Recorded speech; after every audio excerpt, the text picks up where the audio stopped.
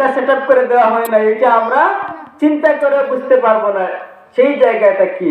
সেখানে আল্লাহ পাক রব্বুল আলামিনের সাথে আল্লাহ নবী মুহাম্মদ রাসূলুল্লাহ সাল্লাল্লাহু আলাইহি সাল্লামের সাক্ষাৎ হলো, কথাবার্তা হলো। এখন তো কেউ কেউ বলেন আল্লাহ রাসূল তো মিরাজে আল্লাহকে দেখেন নাই, কিন্তু হাদিসে এসেছে মিরাজের রজনীতে আল্লাহ পাক রব্বুল আলামিন তার হাবিবের সাথে সরাসরি এই পর্দা উন্মোচন করেছেন 10 বার আল্লাহ রাসূল আল্লাহকে দেখেছেন মিরাজের রজনীতে। এক একবার দেখার পর কত সময় অতিবাহিত হয়েছে এটা আল্লাহ আর আল্লাহ রাসূল ছাড়া আর কেউ বলতে পারবেন না।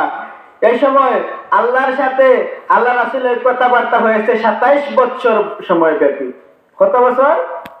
27 বছর। কিন্তু পৃথিবীর হিসাবে কয়েক সেকেন্ড মাত্র। আল্লাহ রাসূল আরশে আজিম পাড়ি দিয়ে বেহেশত দুজখ দেখে আল্লাহর সাথে 27 বছর কথাবার্তা বলে বাইতুল মুকাদ্দাস পাড়ি দিয়ে যখন আসলেন, এসে দেখেন যেখানে বসে ওযু করছিলেন ওযুর পানিটা তখন পর্যন্ত গড়িয়ে গড়ে যাচ্ছিল। দরজা খোলার সময় দরজার যে জিনজুর যে শিকলটা নড়ছিল, রাসূল পাক সাল্লাল্লাহু আলাইহি ওয়াসাল্লাম এসে দেখেন দরজার শিকল তখন পর্যন্ত নড়তেছিল। বলে সুবহানাল্লাহ। মাত্র কয়েক সেকেন্ড সময়, আর রাসূল পাক সাল্লাল্লাহু আলাইহি ওয়াসাল্লামের সময় চলে গেছে কত বছর? 27 বছর। যখন আল্লাহর সাথে আল্লাহ রাসূলের কথাবার্তা হলো, কত কথাবার্তা হলো, সব কিছু কিন্তু প্রকাশ্য নয়, সব আমাদের কাছে প্রকাশ নয়, কিছু আছে গোপনীয়, কিছু প্রকাশ্য।